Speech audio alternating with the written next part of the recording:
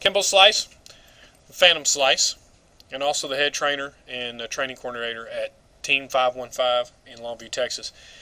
Going to give you a little rundown of what's happened to us in the past month. Been very, very, very busy. Gone every weekend. We started out at the Shreveport Municipal Auditorium on February 18th. Had Berto Grimaldo, the El Machete. He looked great. He's now 4-0 with 3 knockouts at 125. Knocked his guy out at the very end of the fight with about 10 seconds left. Bob Hester also fought that night. Best I'd ever seen him fight. He's coming along. We just need to get a little bit more time in the gym. But he fought a real tough guy named Cole Hughes, who's going to be fighting for the title over there next, I believe. Very, very good fight. And Bob just came up a little short that night, but made a great, great, great effort.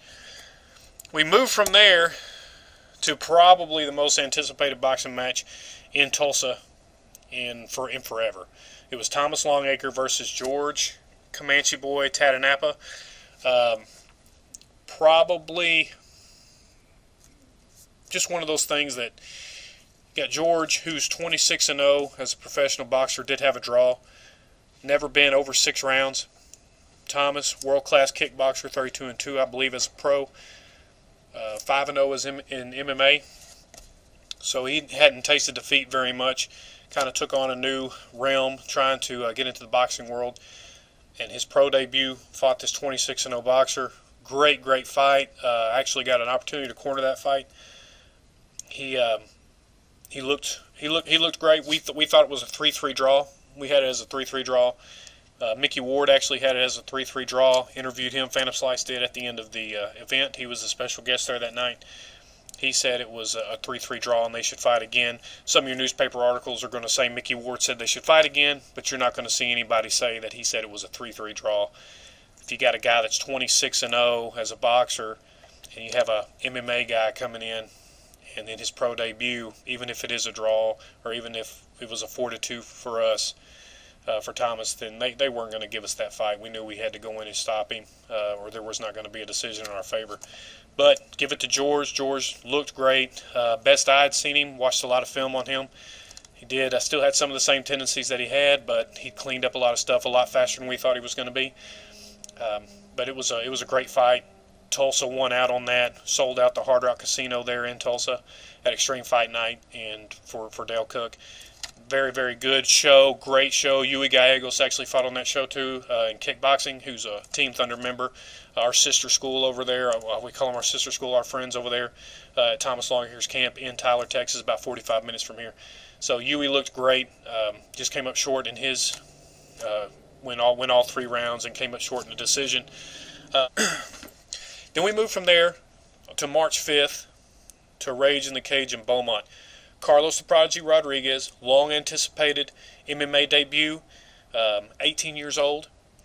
Sorry, he's 17 years old. He's still able to fight in the state of Texas in MMA, but not in Louisiana. So we got him a fight here in Texas. 135er. I think we had this at a catch weight of 140. Didn't want to cut too much weight for his first fight.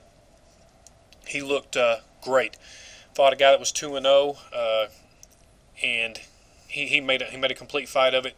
Got mounted a couple times, immediately moved to half guard. Looked great in his stand-up. He's already had Golden Gloves experience, Naga experience, some just regular kickboxing experience, and some junior MMA experience at 17. He trains in here with a bunch of killers, so he's really coming along. The sky's the limit. That's why we've given him the nickname the Prodigy. You're going to see big things from this young man. His name's Carlos Rodriguez. Do not forget that name. Then to start off the Team Thunder night, Brent Taylor went in, fought a very tough guy, ended up getting caught in an electric chair, kept his balance, kept his head about him, did exactly what he should have done to stay out of the complete submission there. Was able to get it back on the feet, ended up getting the takedown off the cage, put him in a modified crucifix and dropped about 30 unanswered blows. Finally the ref stepped in and stopped that fight. That was a good fight. It never went past the first round. Brent's fight previous to that, he didn't get out of the first round either. Put him at 7-3 as an amateur, so they were looking to move him to pro to take his first pro fight. After that, David McMurray, 5 Diamond. Ended up fighting up guy, had a lot of reach on Diamond. I cornered that fight with Thomas. David did an absolutely phenomenal job of taking him down, putting him in the place where he wanted him to be. He got some ground and pound in. The guy ended up giving up his back. David took his back. Then he proceeded to almost get shook off, and he slid over on the side for a nice, beautiful belly down armbar, and ended up ending the fight that way. Very, very deep armbar, very deep armbar. He tried to, his opponent tried to defend it, but just could not. Jackie Brown from Team Thunder, one of the newer guys over there, he fought as well. Got caught, I believe, in a choke in the end of the first round, or the beginning of the second round. All these weekends kind of bleed together, but he looked great. He was able to redeem himself just this past weekend. We'll get to that in just a second. Then that takes us to March 12th, Bellator 36, which happened in Shreveport at the Municipal again. Bellator put on a great show again for their lightweight tournament.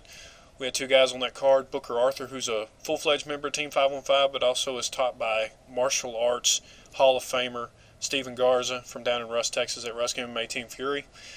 Booker Arthur was having his pro debut that night, fought a guy a lot bigger than him.